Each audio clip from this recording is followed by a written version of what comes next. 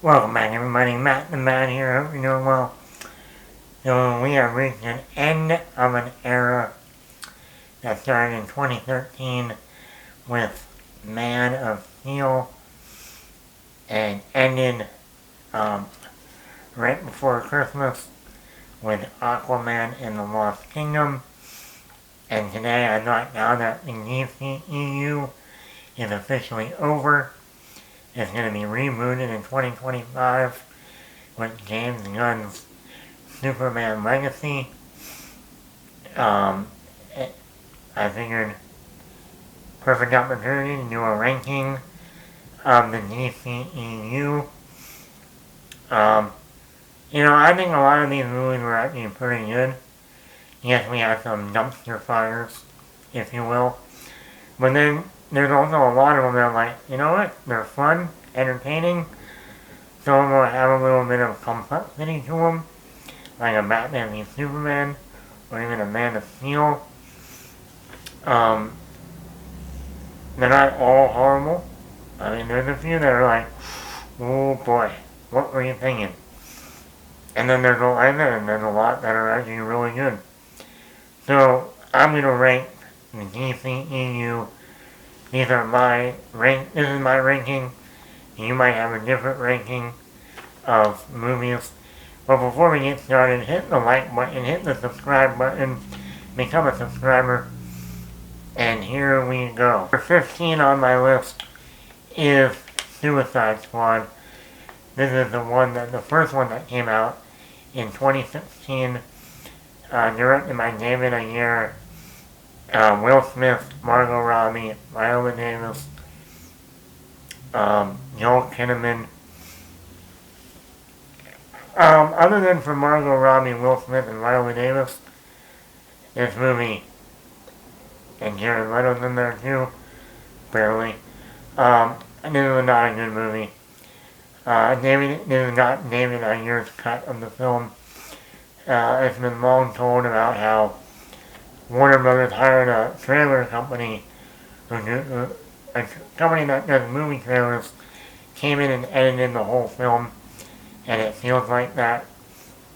Other than for Margot Robbie, Will Smith, Viola Davis, I've only watched this movie one other time since it came out in theaters. 14, Wonder Woman 1984. This was a sequel to the original Wonder Woman. Gal Gadot was back, Chris Pine. Then they brought in Pedro Pascal as Maxwell Lord. And this was another movie that was like, oh my god. You'll see where Wonder Woman ranks on my list. You went from up here to down here real quick. I don't know what they were thinking with this movie. A lot of weird choices, a lot of odd choices. The villains, like, I keep forgetting her name, who plays Cheetah. They made her a Jim Carrey Riddler type of villain, or Jamie Foxx as Electro in Amazing Spider-Man 2. I'm like, what are you guys doing?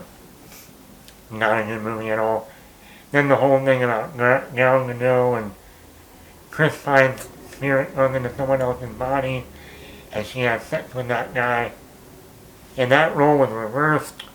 Oh man, go figure. First Harley Quinn solo film, Birds of Prey. Once again, Margot Robbie did a great job, but I didn't think they spent enough time with the Birds of Prey cast. Even though he had like Mary Elizabeth Winstead in there. Ewan McGregor as Black Mask was pretty good, but even then I wanted more villainy from him. Alright, movie 12, Black Adam. The Rock comes in to play Black Adam.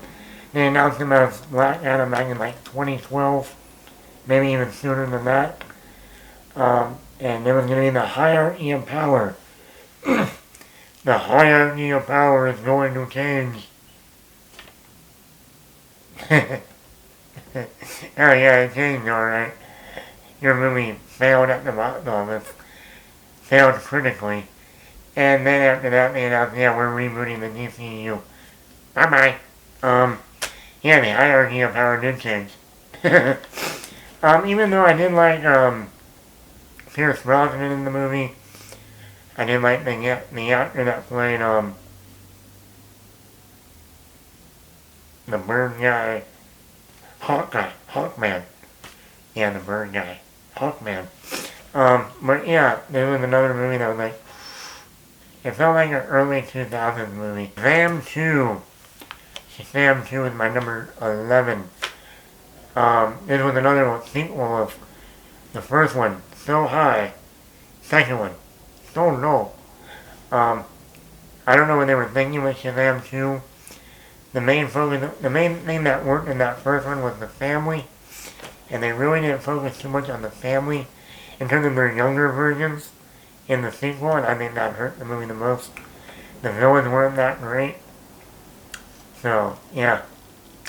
Shazam 2 should have been Black Adam versus Shazam. Number 10 is The Suicide Squad. This was the one directed by James Gunn. Came out in 2021. It was better than the first Suicide Squad, but to me, I don't know what it is. I've never been a fan of that second one either. I've only watched it once. I haven't had a desire to go back and watch it again. John Cena was good, Idris Elba was good. But that was the other thing. Idris Elba was basically Will Smith's character, but they didn't bring back Will Smith. Don't know why. So yeah, and I don't know what they were trying to do with Harley Quinn in that movie, but half that movie I felt like he was in a completely different movie. So yeah, it's alright. We got Aquaman 2. I enjoyed Aquaman 2, I just put up my review for that. I thought it was very entertaining. It was a fun 2-hour movie. Jason Momoa, Patrick Wilson did a good job. It worked for 2 hours of entertainment. Number 8, The Flash. I actually went back and watched The Flash over the holiday weekend. I enjoyed it. It's CGI, it's still really bad. And I think the movie was a little bit too long. Like 2:20 or something. Or that. Yeah, you're gonna cut a lot in that first act. But overall, I mean, like the acting was great. Michael Keaton back as Batman was cool. I thought Ezra Miller did a good job. I thought the story worked, but still a weak villain with Zod. They should have really done something with that. But yeah, I still thought it was entertaining. Number 7, Batman v Superman, and this is the director's cut. That's like 3 hours long. I enjoy Batman v Superman. I think it's a good movie. Yes, the Doomsday stuff is a little too much. Trying to introduce the Justice League near the end. Force that in there. They shouldn't have. But it deals with a lot of interesting concepts, complexities. Once again, how would the world feel if this godlike figure showed up? Some people would love it, some people would hate it. Ben Affleck as Batman, great. The warehouse scene, still one of the best scenes in action scenes in almost any Batman movie. Even the visually great. And like in the 3-hour cut, you get a lot more character development for both Clark Kent and Bruce Wayne. So, yeah. Number 6, Blue Beetle. This was actually the surprise of 2023. Because Blue Beetle, I've heard like, oh, it's just like an Iron Man knockoff. But the movie was very entertaining. The action scenes were actually really good. Visually, it's one of the best looking films in the, especially to come out in 2023. The main actor who is in Cobra Kai did an awesome job. So if you haven't seen Blue Beetle, I highly recommend it. Number 5, the 2018 Aquaman. The first Aquaman movie. I always enjoyed this movie when it first came out. It was really fun. Jason Momoa was great. William Dafoe, Patrick Wilson, Nicole Kidman, even Amber Heard in that one I enjoyed. Cool action scenes, visual effects underwater. I think that movie propelled Disney to make The Little Mermaid after seeing the visual effects in Aquaman.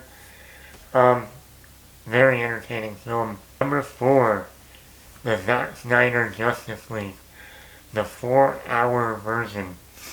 I never knew that a 4-hour movie would fly like that. It's well entertaining, great character development with Cyborg, Flash, Batman, Wonder Woman, Superman. I like seeing the black Superman suit. Yeah, this was, I can't believe how Zack Snyder pulled this off. He did a great job. 3, the original Wonder Woman.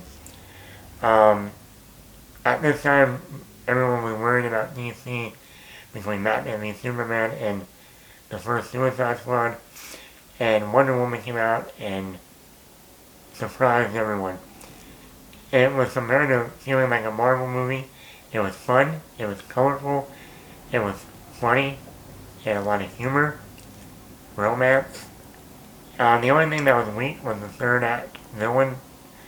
But other than that, it was a fun, entertaining. Gal Gadot proved herself. Patty Jenkins proved herself as a director, even though she did Monster, which won Charlize Theron her Oscar. 2 is the original Shazam. Now, talking about a major surprise, I thought this movie was going to be a joke.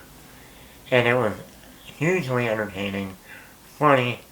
It was a comic book version of the Tom Hanks film Big, where he goes from a kid to a grown-up, but still has the mind of a child. Zachary Levi was outstanding.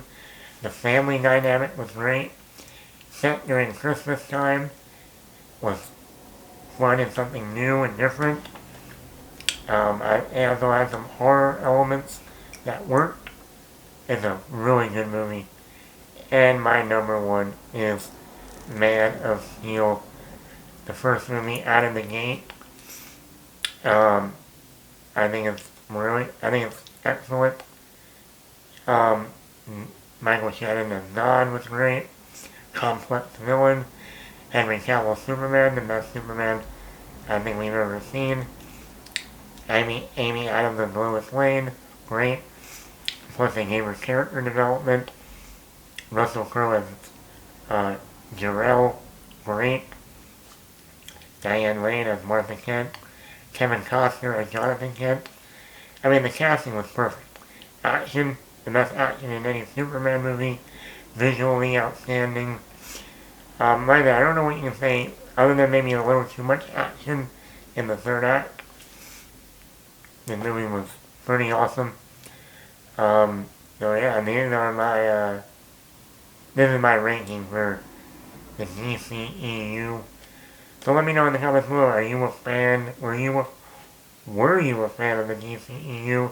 What is your favorite comic book movie that we've got in the last 10 years in the DCEU? Was it Man of Steel? Was it Shazam? Was it Wonder Woman? Was it Zack Snyder's Justice League? Let me know in the comments below. Matt the Brat here.